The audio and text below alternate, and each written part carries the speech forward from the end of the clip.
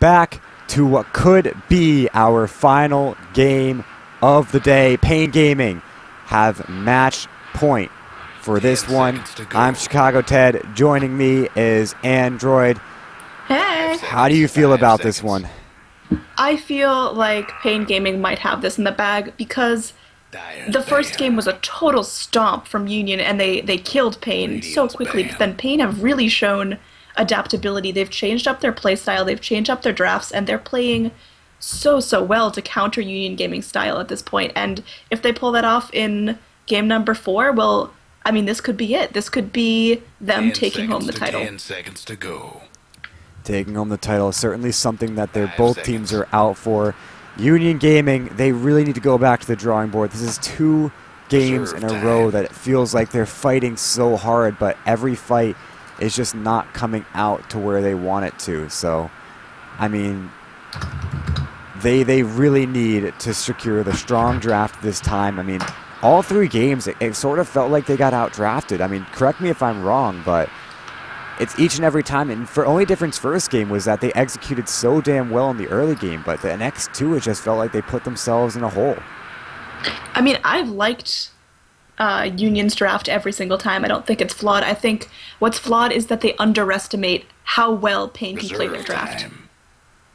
I can stand behind that statement, yeah. And I think paiN might be drafting a little bit quirky, but they can clearly execute all these strategies. They can get big on the heroes they need to get big on, whereas Union Gaming are playing a little bit more of the traditional role, and I think underestimating paiN Gaming has been their downfall so far. Right on. And I mean, paiN Gaming, they are, quote-unquote, the better team in this tournament.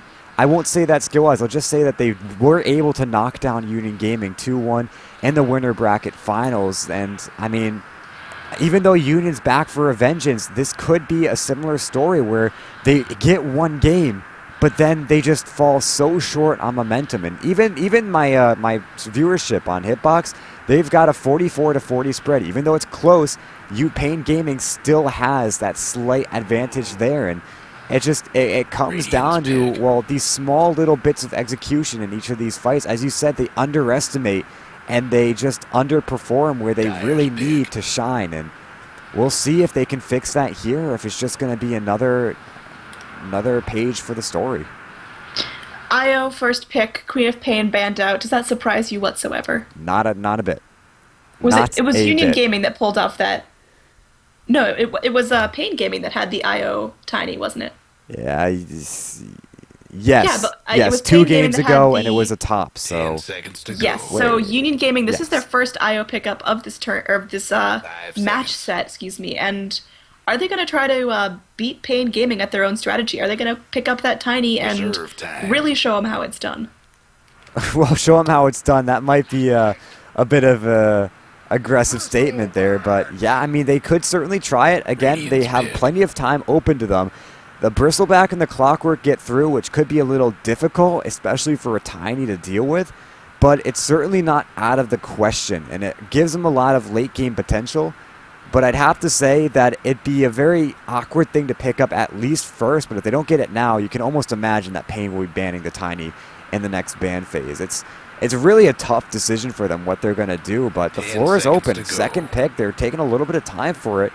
And, I mean, what else? I mean, they could go for a Leshrac right here. They could go for a Huskar right here. That might not be that great versus a Bristleback, but they still have plenty of options.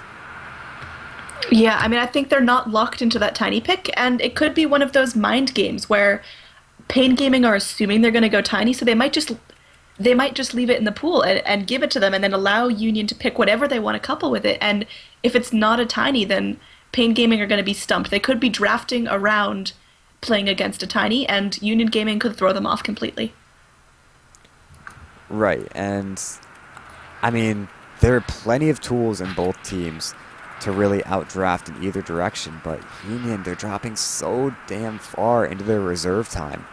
This is not something you want to be doing this early in the draft, and I think their original plan was a tiny, but once they saw this bristleback clockwork, they thought, huh, maybe we shouldn't do this. And they go ahead and they pick up the Witch Doctor. And I like this for multiple reasons. One, it doesn't give away too much of their draft, but two, it's a strong hero, and it also bans it out in a sort of way for paiN Gaming. So whereas it's a great pickup against the IO, it works really well with the IO. So, I mean, it's a good pickup here, and it opens up a little Tiny bit more. banned out. Yeah. Does that I mean, does that surprise you, or was that just kind of standard? we knew that would happen the moment they picked up the IO first, like, and didn't pick up the Tiny. We knew they would get rid of the IO. And the one thing I'm surprised is that Leshrac also gets banned out. Razor being taken away, and Disruptor. I guess Disruptor and Leshrac are both really good kind of pseudo counters to IO. Also, I really think they could have wanted the Leshrac, but just because paiN Gaming gets the first pick in the second round, they couldn't let it get through in good conscience. So, I mean, Yeah, I agree with you that I'm surprised they banned it rather than picking it, because I think at this point, Leshrac synergizes so well with almost any draft, just offering so much AoE and so much teamfight potential. yeah, so we're heading on in to the next couple of picks here, and Lena will be the first one for paiN Gaming. Again, just running this really, really solid kind of nuker damage dealer. Still no hard late game follow-up, but Bristleback fills in that void pretty well. So there's a lot on the side of paiN Gaming that's going to be very hard to deal with. And Union, I mean, I won't say they're being drafted into a corner yet, but it's just such a hard... paiN Gaming is such a hard team to draft into right now. Bloodseeker, I love that pickup, and that's another one of those heroes that kind of subtly synergizes with Wisp. Having that relocate into a Rupture, into a Bloodright is just a wacky amount of damage that paiN Game might not be able to deal with. Yeah, but it also feels like more of a shock pick. Like they know this is the last time that they'll ever, this could be the last time that they play in this tournament. They need to go do something completely different. 10 seconds. And that's Bring out the what pocket they're doing. strats and see what works, because I mean, if it works, they have their chance at a final match. If it doesn't work, then I mean, oh well, paiN Game are going home, or are gonna take the victory anyway. So, I mean, now's the time for those crazy plays that could land you the victory. It kind of reminds me of those times when you've got a carry and they're deciding between a buyback and a rapier, and it comes out to, well, you know, if I die, no matter what happens, we lose the game. So you might as well go for that rapier, or you might as well go for that Bloodseeker pick, right? I agree completely, and I'm hoping that they're going to pick up some other funky synergies too, because I think it is one of those moments of, you know, bring out all the stuff that you weren't sure if it's going to work, because what's the real disadvantage if it doesn't? And a huge thanks, by the way, to Pimp Munkle, refreshing out and getting rid of some of those black boxes on the drafting screen. That's actually something I did not realize, and pretty crazy. So yeah, huge shout out. But Rubik comes out, and you asked a question. I think I completely glossed over it. Where were you with that? I don't recall. What other crazy synergies are we going to see? Are we going to see any other out of the blue pickups for Union Gaming that could just be pocket strats, could just be something they're throwing into, as a last Hail Mary of trying to take home this tournament? Invoker, maybe? 5 seconds. I like that a lot, and I think that would work really, really well with paiN Gaming. I struggle with this one because I right like now, it, but I don't know if it'll work. Union, they have to do something so different. We talked about it already, and they're going to go Templar Assassin, which, I mean, crazy synergy, maybe not, but synergy is definitely there. And it is another one of those sort of left field picks, and it is another one of those sort of, I think it's one of those heroes that they play pretty well in their own respect. They did it first game, and they won with it, right? So why with not? Templar Assassin? Seconds to go. Yeah, they definitely had a Templar Assassin the first game. Did they? I don't think so. Seconds. Versus the Slark? Am I thinking What of yesterday? series are you talking about? This is not today at all. Am I There was thinking no of Slarks. yesterday? I think you are, because Oh, I'm thinking of either earlier really today. I did a wasn't paying cast attention. earlier in the day. Wow. Okay, so they didn't play Templar Assassin, but I know I've checked them. They do play a good Templar Assassin, so... Do you think Templar Assassin is the one providing synergy with the Wisp, or is that going to be Bloodseeker? I think it's going to be Blood. It has to be Blood. I think, well, it's going to be everyone, really, but it's got to be Bloodseeker. I think Templar Assassin usually picks up the things like the Blink Dagger. She's got a fairly decent move speed in her own respect, you know, with the Phase Boot, maybe a Yasha pickup, and I think Bloodseeker is going to be the one that's a little bit more active 10 across the seconds map, to but go. it depends on the situation, because the Blood could already be there if he's got the 5 multiple seconds. instances of Thirst on him. So, I mean, it's a tough call for this Reserve one. There's time. no direct synergy with Io. It's more of a pickup. It's more of a global teleport for either of these two. Dyer's pick. I totally agree. I just feel like maybe if Aya were there babysitting the Templar Assassin, she wouldn't be forced to pick up those movement speed items and could instead focus on raw damage.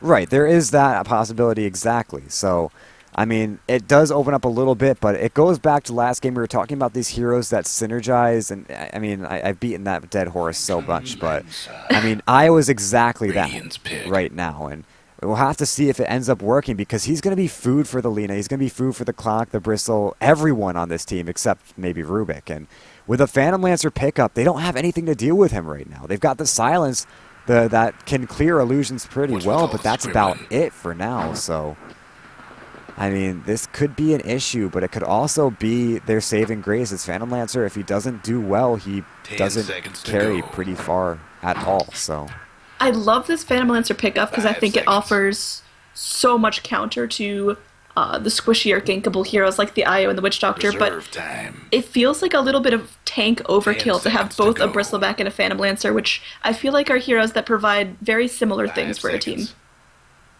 right. So, what do you think this last? Oh well, don't really There we care. go. It's going to be the axe. Dyer's pick.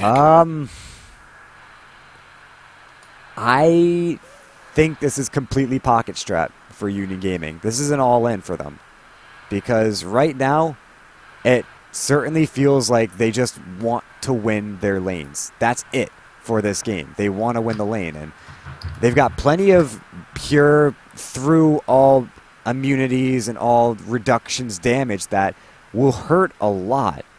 But I mean, paiN Gaming have so much control. Axe does well versus the Phantom Lancer. There's a direct counter there, but if Phantom Lancer gets too far ahead, it doesn't really make that much of a difference.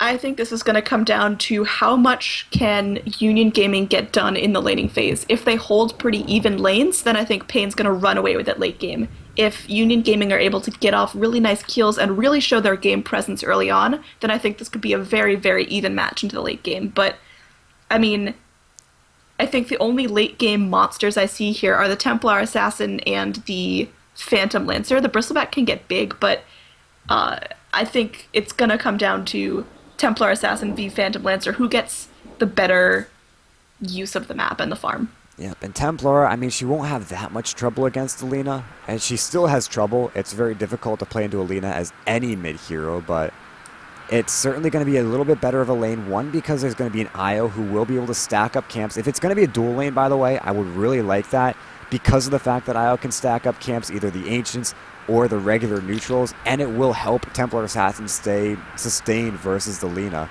There's a small drawback, you know, with the experience split up there, but they've got to win their lanes. I talked about it a little bit ago. I say it now.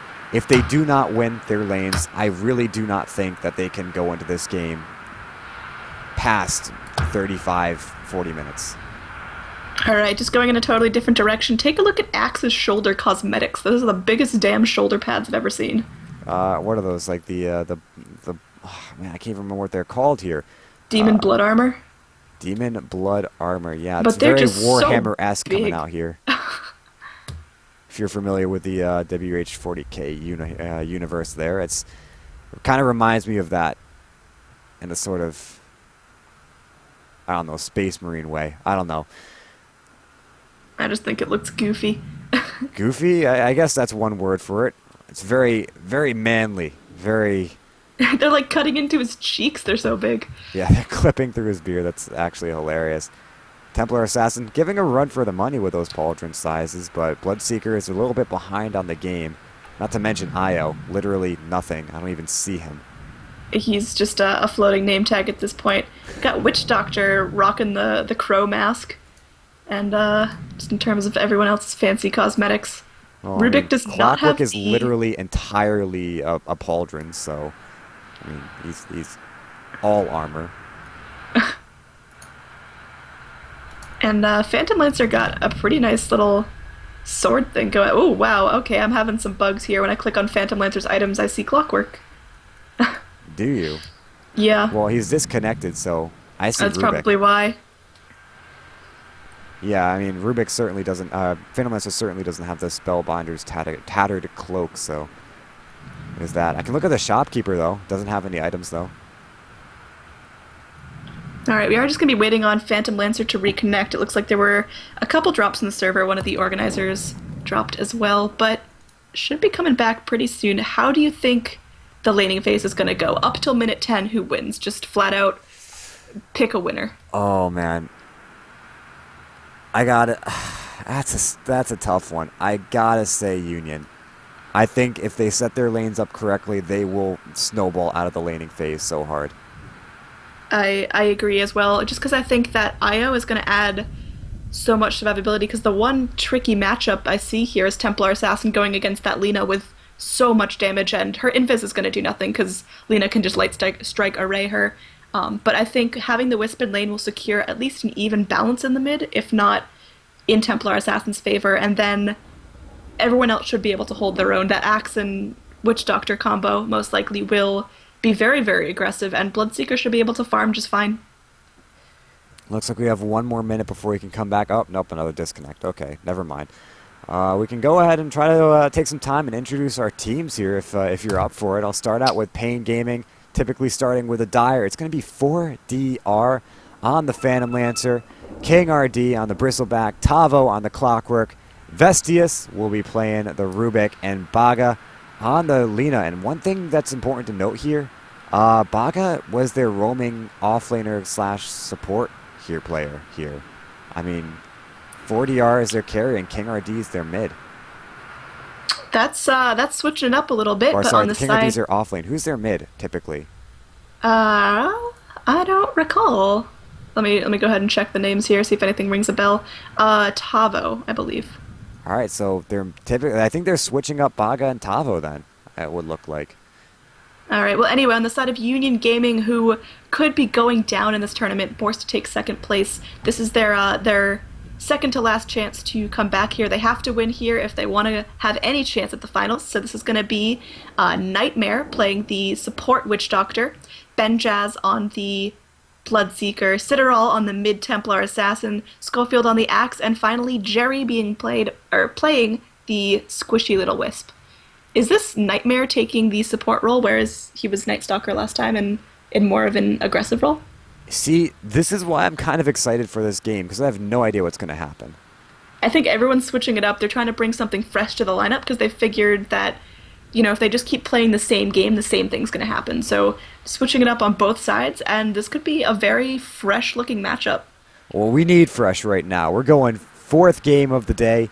I've been casting a little bit in the morning as well, so I might be hitting a wall here, but a fresh look on this will be very fun to cast, very interesting, and hopefully it might bring Union Gaming to this Game 5, but if we can see 4 games here, it's certainly well-deserved by paiN Gaming. All right, and looks like perhaps Bristleback is going to take that mid-roll.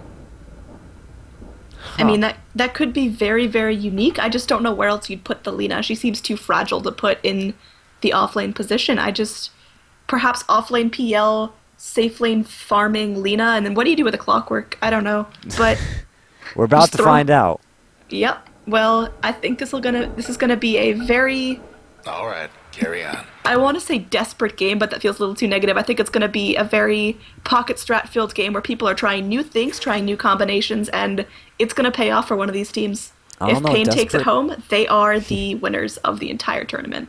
Yeah, and I don't think desperate's that bad of a word here. I mean, this is a 2-game win streak for paiN Gaming. Union did win that first game, so paiN has all of the momentum going for them. And, I mean, Union must be demoralized right now. I don't know if demoralized is the word, but maybe they feel like they put their all into game 1, felt a little too comfortable going into games 2 and 3, and now they might just be bringing the rage to take it home.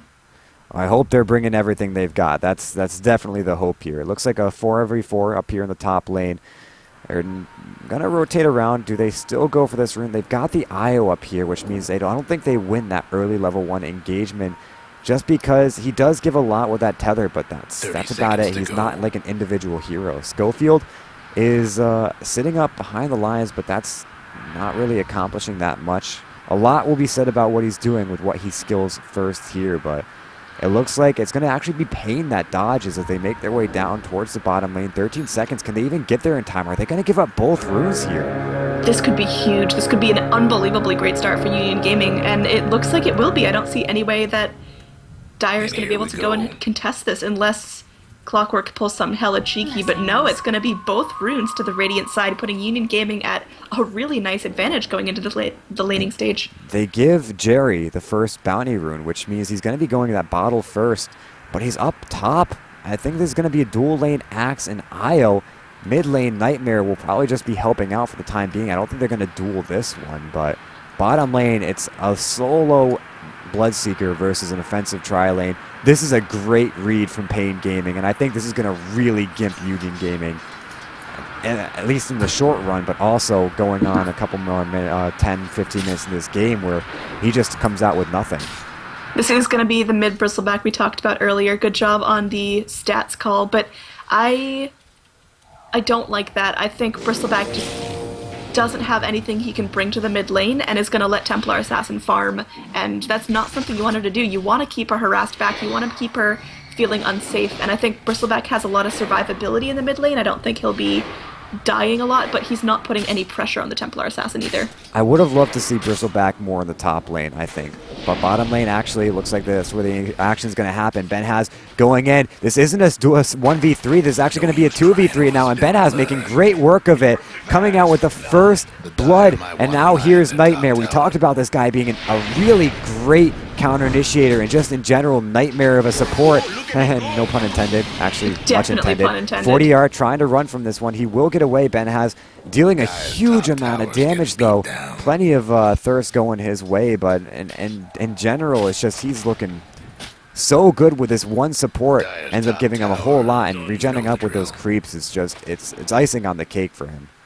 Yeah, I mean, benhaz has really shown how well he plays that carry role. He's not afraid to go in, do his damage, and he has such a good idea of how much he can do and where he needs to be to do the most. And he did a good job keeping his support alive there, and having that early bounty rune, having that really nice first blood in lane. He's going to get off to a fantastic start, and if he keeps that up, he's going to be very, very hard to go against in the mid game. Speaking of fantastic start, while that was happening, Schofield actually brought down Tavo in the top. And now looking back down bottom, it looks like Nightmare, he will go down. benhaz is isolated, but is he really in that much trouble? He's going for Baga. How much stun do they have for him? He goes in, one last chop is not enough to bring him down. Now Vestius on the turn with a haste rune to his name. Isn't in that much trouble. 40R is out of mana though, and benhaz might be looking for the turn. In the mid lane, King RD's pretty low, but Citadel is doing quite alright here.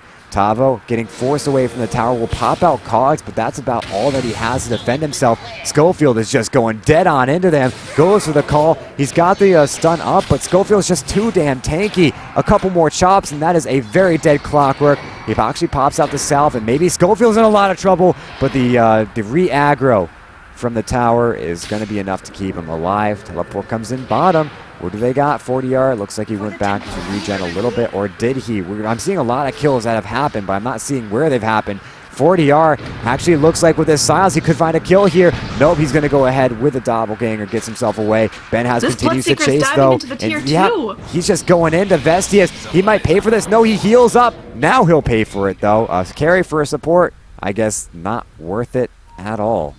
I mean, I think that Bloodseeker just got really, really tunnel visioned. He wanted that kill. He was willing to put in everything for that kill, but then he dies himself, which is really not the ideal placement for a Bloodseeker. It was nice he got another kill to his name, but now think of all the time he's missing out of lane. He just respawned. He's going to have to TP down there, and that's 100 gold wasted, so how much did he really gain from that? Well, the survey says about 300 gold, I guess, from the teamfight recap. But, I mean, that in and of itself is not a hell of a lot that he'll get from these early game engagements, and it wastes a lot of experience, too, so. It looks like a rotation. The smoke out from Baga and Vestius. King RD's there as well, and they'll spot out Nightmare. They pick him up. Do they cliff him? No, they just want to kill him. And there is an invis rune there as well, so once they kill him, they'll grab a rune and they'll go for maybe more. The paralyzing cask bounces through. He didn't have a TP, so maybe they could have cliffed him and kept him there for a little bit, but they didn't want to waste any time. And Ben has in the bottom lane just continuing to regen up. Has Clockwork. Well, he'll go down in the top lane again, and Schofield with 800 gold gonna have a Vanguard very soon. Not to mention looking good if he wants to go for a blink first, and he'll get the tower kill as well. 1,200 gold. This is on not this even axe. 5 minutes in the game, and this is already looking really, really nice for Union. Yeah, this is I just hope crazy. that it looks like paiN are adjusting a little bit, but I hope that they don't leave Benjaz in the bottom to farm up, because clearly that makes it a lot harder for them to go in on him late game. So I hope they're going to apply more pressure to him and not let that carry have a really easy time of getting space. Yeah, I mean, they're getting so much farm in these individual cores that it's a huge worry for me in this game. And it should be a huge worry for paiN, as not only are they behind the kill score, which, I mean, 5 minutes is not that big of a deal, but I mean, going against an Axe who will have a Vanguard, I think he's going to go rush into a Blink. He'd already have the Vanguard if he really wanted it, but a rushed Blink could mean so much, especially in this bottom lane where they want to get farm on this Phantom Lancer, who, by and large, this aggressive lane isn't really working out for them. And actually, it's going to be the mid lane that's in more trouble. King RD taking a lot of damage. It's a level 6 on Axe already, and if he gets this kill, we're looking at close to a level 7. 5.5 minutes. Schofield with a killing spree is just 200, 300 gold short of his blink. And in that's the bottom lane, oh no, dangerous. Ben Haz will go down as well. That's actually not oh no. That's a pretty good kill for paiN to even up the score a little bit. And he will end up going for that Vanguard. That's the return kill that they needed, and it feels like Bloodseeker's playing way too crazy here. He's not playing calm, he's not playing collected. He's going in, he's getting kills himself, but then he's dying, which is not something you can do in a Bloodseeker. He's one of those heroes similar to an anti-mage where the less you die, the stronger you are. Oh no, King RD goes way too aggressive here, and he'll pay for it big time. This time the kill doesn't go to Schofield, they give it to Citadel, but Schofield with that Vanguard already completed. I want to know what the timing is for this, because 6.5 minutes is obscene for a Vanguard, and I can almost imagine 2 minutes later he'll have his blink as well. This is near record-breaking, I farm imagine. hacks right there. Maybe it's the big shoulders, I don't know, but he's doing really, really well. Well, you made fun of him, so I guess he's trying to prove a point, right? I didn't make fun of them, I just said they look goofy.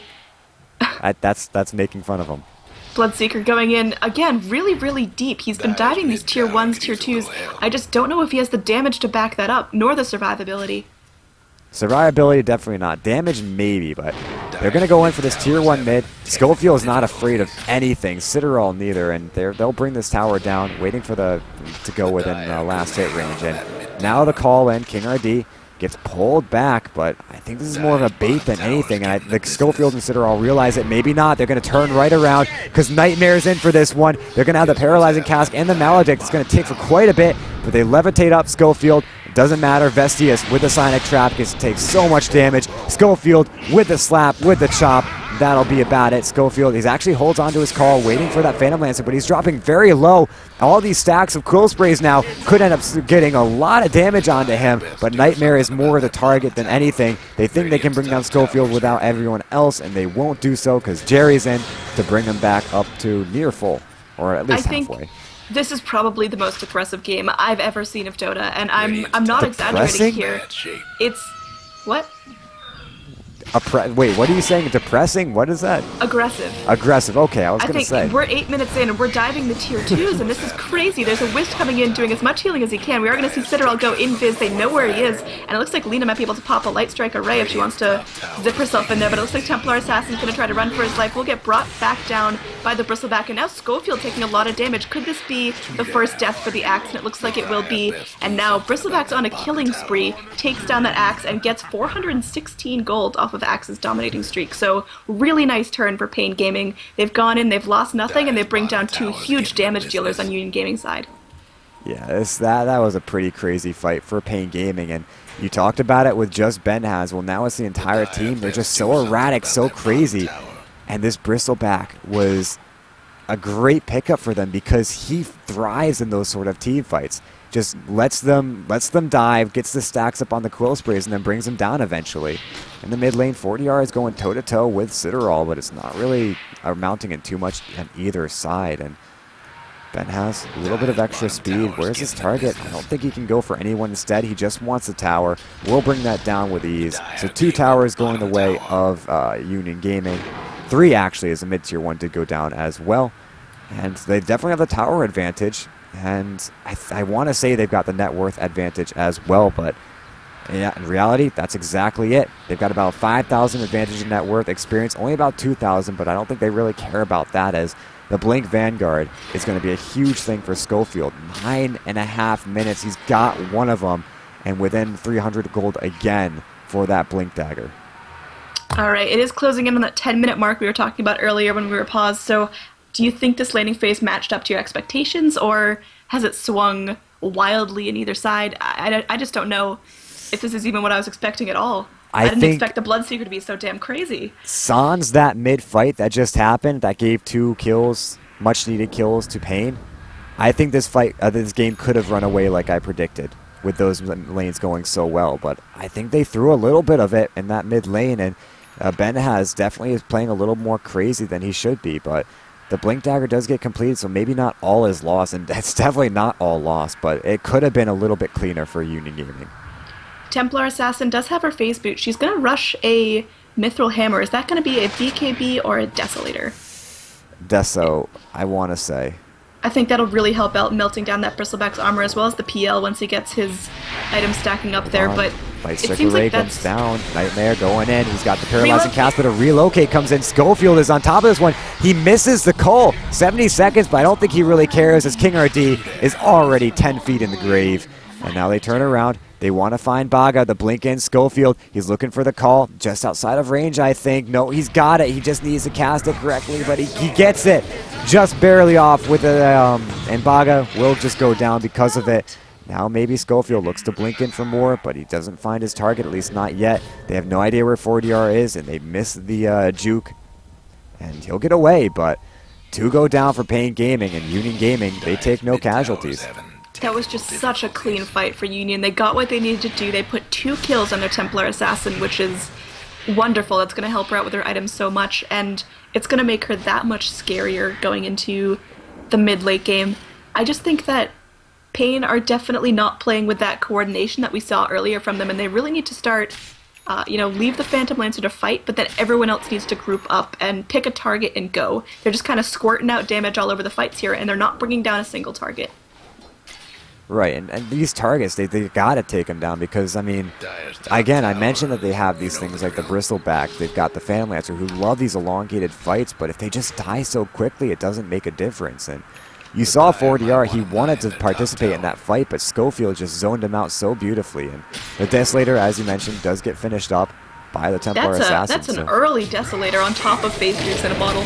Well, yeah, what's that? A Rupture comes out. King RD trying to run, trying to hide, but they got everything they need. The Blood Right going through. Relocate comes in, brings Ben Haz into the fight, and now Baga in a lot of trouble here. Turns around for the Laguna Blade, but that's about it. Ben Haz will actually go down. Jerry gets away. Schofield with a call on the Vestivus, but I'm not sure what they can do with that. The relocate, I only went so far back, and Jerry back into this fray. He'll go down. The big ball of energy pops with the fury of 1,000. Well, I guess 1,000 nothing really. And 4DR with a double kill. That's a pretty good amount they can get. It's a 2 for 3 actually. Union, they lose a lot from that fight. And paiN, they get 1,700 gold, 2,100 experience from that fight alone. That fight felt very desperate. It almost felt to me like Union Gaming thought they were in a really, really commanding position, and they just got put back in their place. paiN said, no, we can still do damage. Don't you dare feel like you're safe running into us. And, I mean, they just got sat down is what it felt like to me. Right, wow. They get the Rupture, King RD, the Blood Right comes through. Takes so much damage from it. That Blade Mail just doing so much. And, I mean, I guess you can't be alone ever versus this lineup. And King RD, who's supposed to be the tanky guy, well, doesn't seem so tanky now. Radiant's top towers. Yeah, this is turning into a more and more difficult game for paiN. They're not getting the people online that they need to be. Phantom Lancer's actually doing a fairly nice job farming up. Doesn't have any big items just yet, but he's getting a lot of space around the map, and he's moving smart. If he's not getting farm in one place, he's moving to another to maximize how much he can get out of this map. But the fights are going almost entirely in Union Gaming's favor. Yeah, now they've got a Roshan on to boot for that. So who gets it? Looks like it's going to be Citadel to snowball with that Templar Assassin. I think you mentioned in the draft the TA versus the Phantom Lancer. I think TA is winning right now. Yeah, I don't think it's at the point where you can call that yet. I think Templar Assassin shines a little bit more in the mid game than PL does. I think he needs that 30-35 minute mark to get going, but Guess what's happening? I don't know if he's going to have the time to get there. I don't know if his team can hold off Union Gaming for that long. Well, yeah, I mean, we take a look, and Citadel's got 2K up on him, too, and the items are just, they're so well picked to this, to what they're trying to accomplish here, so I will say that the impact from TA is definitely going to be a lot bigger, as you mentioned, for the mid-game, but just in general, it's such a good itemization. While 40R will get himself a tower, Ben has also will take the tier 2 on the bottom lane. And now they have to teleport back to defend their tier 3 because, well, look at that. Union Gaming, they're playing aggressive. They're going balls to the wall, and they want a base break here. This seems so early, and especially, paiN showed them they can absolutely shut them down, and I think Union Gaming are setting themselves up for a really sad team fight here. Maybe, maybe not. Looks like King RD is going to start it out with a couple bits of snot, but he's got to be careful because there's a rupture out with the blood right as well, and he just gets so much damage. He's already dead. Tavo, the Death Ward, he's locked into it. He goes down. Schofield pretty low, but that's not enough. They've got the Laguna Blade, but it only goes so far as to get rid of the Aegis, and nearly everyone's still alive for Union Gaming. Scratch that, everyone is still alive. K4DR is in the fight, as is Baga, but not for much longer as Schofield finds the blink, finds the slap chop, and just like that, the Racks are very much threatened. A buyback from Baga, and it needs to do a whole lot. Does he have Laguna? 40 seconds. They just lose Racks here. I mean, what else can Phantom Lancer do? He's not at the point where he has the items to sustain going all in. It looks like he is going to go for that classic Diffusal Blade build, but they're losing Racks. It's 16 minutes, and paiN are in no position to contest this. Yep, and now they just back off. They lost their Aegis, which means from here on out, you go back, you farm, you take the tier 2 mid, you take the tier 2 top, and you try again in 10 minutes. You've got no rush. I agree completely. I just think that this strategy feels so haphazard on the side of Union Gaming, and it's confusing me as to why it's working, because it feels like they shouldn't be able to get away with these really rushed, sloppy plays, but I think they have the damage they need to break the base with that Axe and that Bloodseeker, especially that Templar Assassin, and I don't see how they're going to get slowed down. Yeah, but now they're all, like, they got 2 blade nails on their side of the field, so even though paiN can deal a pretty decent amount of damage, if they do, there are no blood, there are no BKBs.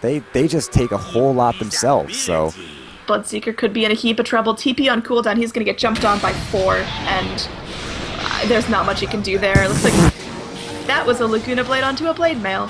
Schofield, he relocates into this one, and I mean, he might be able to find a couple of return kills, but I think that one return kill is all they needed. Jerry's actually in a little bit of trouble, and like you said, maybe punishment for going too ham on this one, but maybe not. Schofield's still very alive and well, looking for Tavo, gets cogs into this one, and that could be a decent kill, but 40R finding a killing spree will pick up the Witch Doctor. Tavo goes down, 40R now, Citadel looking for a kill. He wants to find, what the hell happened? I guess he just pops.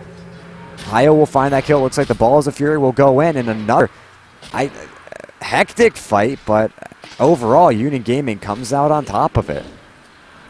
Yeah, I want to point out that nice little stat that popped up from our wonderful statsman here, is that teams with an 11,000 plus gold lead at this point in the game, which, I mean, Union Gaming have a almost 14,000 gold lead at this point. Yeah. They have a 100% win rate. So really, if paiN Gaming are able to turn this around, they will be busting the meta. They will be the first game that has swung back in favor of the person that's down at this point in the game. So it's very, very heavily favoring Union Gaming right now, but if paiN do this could be, historical, I guess.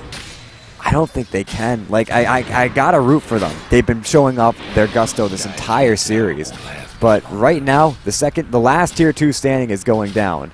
And, I mean, one more bad fight and their base is broken again. They lose another set of racks, and that's their death sentence. Like, if they lose any more racks, it's pre-20 minutes. That's it. So They will. Union will back off, showing some restraint, which I guess, judging by how this game's been going or how the series been going, is a little bit of a oddity. But they will turn right back around, go right back in, and they're doing this for a ranged barracks, which maybe is not the best plan, but it's certainly something. Yeah, I think maybe the kills they could come back from, maybe the carries they could go back from, but I don't see how paiN's going to come back from this crazy, crazy map advantage at such an early time in the game. They have no space to farm. The only thing that was holding them back in the first place was Phantom Lancer had space now, and now there's the fight. So. Blood Right comes out. Blade Mail popped from Schofield, but that's about it. Now they're going to go on to King RD. That Rupture again, and he just doesn't survive any of these fights. 45 seconds without buyback, and 40R is on the run, but he's got his heart set on him. Meanwhile, Schofield will find a kill in the backlines. Actually gets a kill with the Blade Mail. Now, again, that Lena killing herself. 40R is down, and GG. 20 minutes. GG. Union Gaming, they took it to a Game 5. This is going to Game 5. It's now 2-2. Both teams have shown how much they want to take home this title, and man, this is now a best of one. Next winner takes it, and this is going to show every little tiny piece of strength that both teams have. They're going to throw down on the table. This is going to be one hell of a match to watch. Well, all right. So, guys, we're going to be back for one final game. We're pushing the 8:30s on the EST, so this has been a very long series so far, but a short game. I couldn't have thought of a better way to spend this one, though. Union Gaming versus paiN. Of course, I'm your host, Chicago Ted, at TedCast. We had Dr. Corporal British coming with us at DRCPL British on Twitter. And finally, the lovely AnneeDroid has been joining us. Where can they find you? Oh, well, thank you for that. They can find me at twitch.tv/AnneeDroid. And on YouTube, AnnieCasts. All right, so we're coming back for game number 5. Do not touch that pause X button, whatever it is. It's not as easy as TV to say, but whatever. Don't go away. We'll be back for game 5 shortly. Stick around.